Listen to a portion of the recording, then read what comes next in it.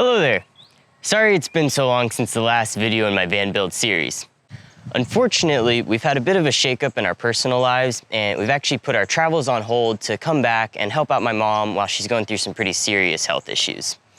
Now though, we're starting to get into a new groove of things, and so I'm gonna catch up on all my van build videos.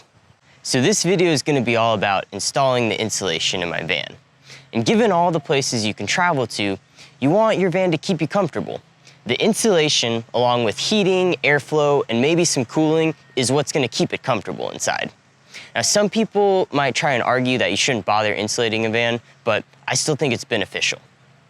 I chose to insulate my van with 3M Thinsulate. Thinsulate's meant to be used in vehicles.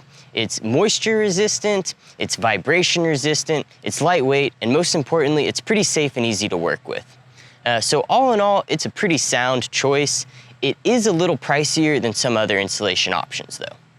So alongside this video, I'm also going to release a video which is a deep dive into many of the different types of insulation out there that you could use for a van conversion. And so if you want to see not just how I insulated my van, but what some of the different materials you can use are and kind of the pros and cons of each one, then give that a watch. I'll put a link to it above. This video is only going to be concentrating on the insulation I installed in the walls and ceiling of my van. I covered the floor insulation a few videos back, and I'll add a link to that here. All right, so let's go. Thinsulate comes in a big roll. The Thinsulate comes fairly compressed, but as you unroll it, it'll expand a bit. Thinsulate SM600L should expand to about 1 3/4 inches thick. Thinsulate is pretty straightforward to install. First, measure and cut a piece to size. Then, use a little spray adhesive to attach it to the wall or ceiling. Then, repeat this over and over again, basically. I used 3M High Strength 90 contact adhesive to hang the Thinsulate. Once you spray the adhesive, you want to wait about 30 to 60 seconds before sticking something to it. You want the adhesive to feel tacky, but not sticky to the touch. Thinsulate can be cut with scissors, but a strong, sharp pair of fabric scissors will work best. It's a little tough to cut due to the thickness, and I could definitely tell it was dulling my scissors the more I cut. Alternatively, I also had good luck cutting it with a fabric cutting wheel, as seen in some of the earlier clips. The roll of Thinsulate is 5 foot wide and comes in different lengths. I ordered 60 linear feet, which was about the right amount for my high roof transit. If you have the extended body length transit, you'll want to buy a little more. It gets a little trickier when you get to the lower and upper sections. All the cavities in the walls have a little different shape and different bents of protruding metal structure in the wall. A lot of careful cutting must be done to get the insulation in and around all of this structure. For the most part, I didn't need to use any spray adhesive to hold the insulation in place in these smaller areas. It just pressed in and fit pretty well on its own. Try to fill in any and all open spaces you can get to. My van was a little odd because some spots were already filled with foam, but everywhere else I tried to add Thinsulate. Don't forget to insulate under the headliner in the cab. If you have side curtain airbags though, be careful when working in this area and never place or build anything in the area that'll interfere with them. I cut out one large piece of Thinsulate to go across the entire top of the headliner area.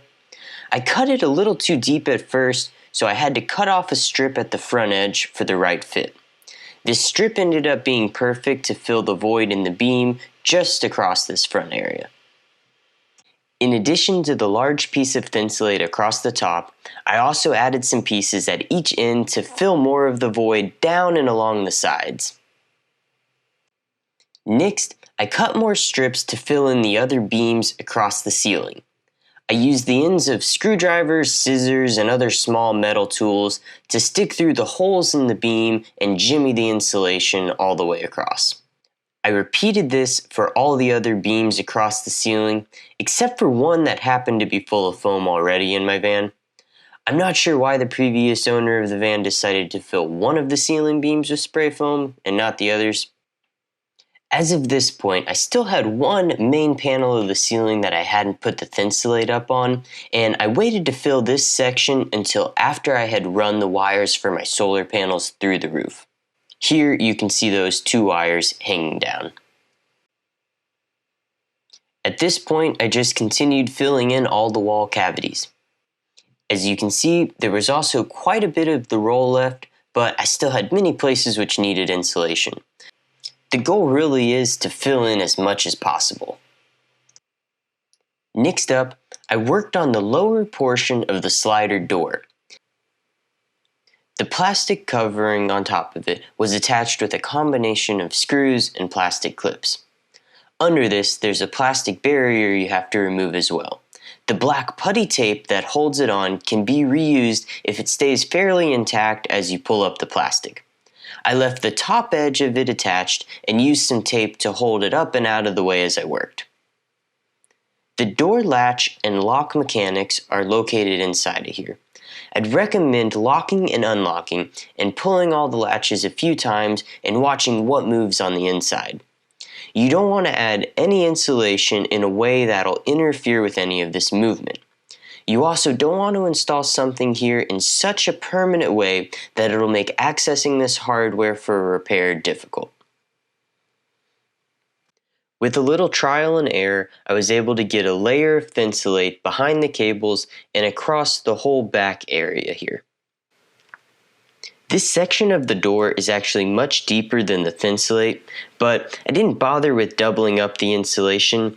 The reality here is that the wide sections of protruding metal probably create such a large thermal bridges that until those are addressed, you won't be able to insulate this area very effectively anyways. The back doors are about the same, but you only have to worry about the door lock mechanism on one of them.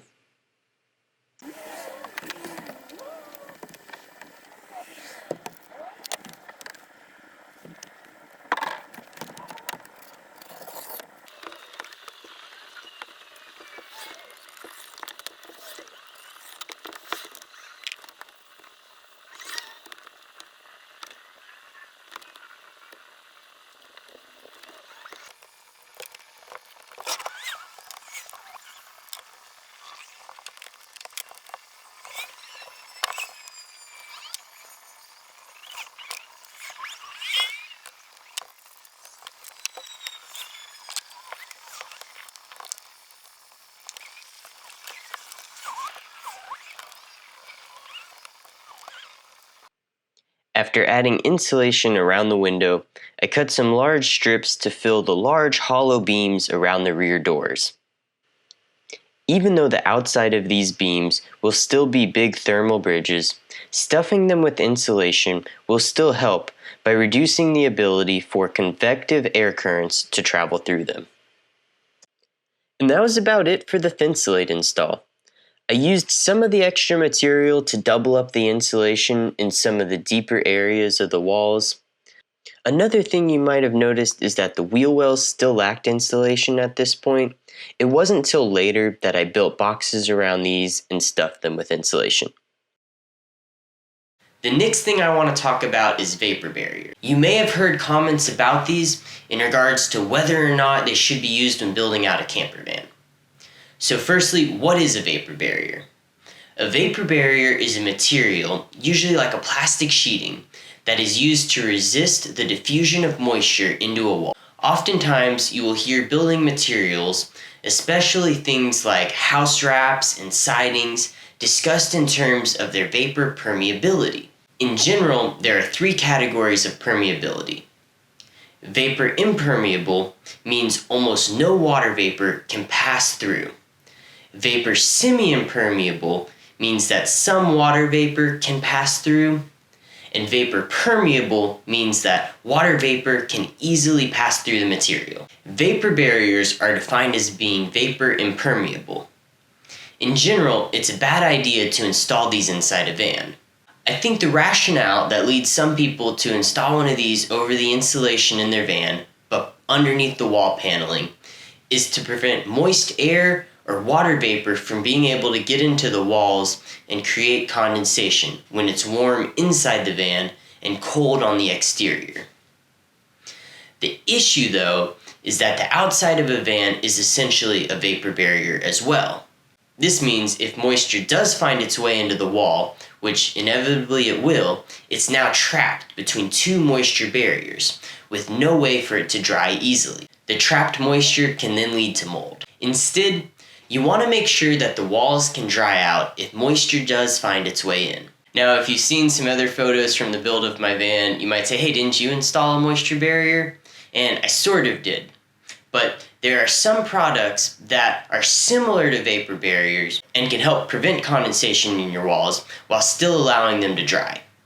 Two examples of these are Intello Plus by Proclima and Membrane by Certainteed. I used Intello Plus in my van. Intello Plus is a smart vapor control material. It's different than a normal vapor barrier in that it has a variable vapor permeance, which depends on the temperature. When it's cold, the material is vapor impermeable, but when it's warm, the material is vapor permeable. This means when it's cold, it'll help prevent water vapor from moving into the walls. But when it warms up, it still allows the walls to be able to breathe and dry out. So I thought it was a good idea to install the Intello Plus over my walls. I'm not sure how much of a difference it makes or if I'd use it again on a future build. If you have opinions on this, let me know in the comments below. I'll go ahead and show how I installed the Intello Plus as well. I installed the Intello Plus after the insulation, but before doing the wall framing. All of the framing will be bolted to the walls using cross nuts, which are essentially just a heavy-duty threaded rivet. I used the cross nuts to hold up the Intello Plus. There are plenty of holes that the cross nuts fit into that are already in the walls of the van. But since you can't see through the Intello Plus very well, I had to think about and plan out which holes I wanted to put cross nuts into before putting up the Intello Plus. This is also the reason why I framed and paneled the ceiling before adding the Intello Plus to the walls, because I hadn't quite decided how I would frame the walls and where I would need the cross nuts. The Intello Plus comes in a 5-foot roll, and the shortest length of roll I could buy was still way more than I needed to complete the inside of the van. Anywhere 2 pieces of it meet, you want to overlap it a few inches, and then after all of it goes up, you tape the seams. It's important that all the seams and edges of the Intello Plus are taped to make it airtight. I left the Intello Plus loose in the areas where I knew my framing would go inward toward the wall to create the inset areas near the head and toe of the bed. I didn't film the portion where I taped all the seams and edges of this material, so here are some photos showing what it looked like once the install was complete and all the seams and edges were taped.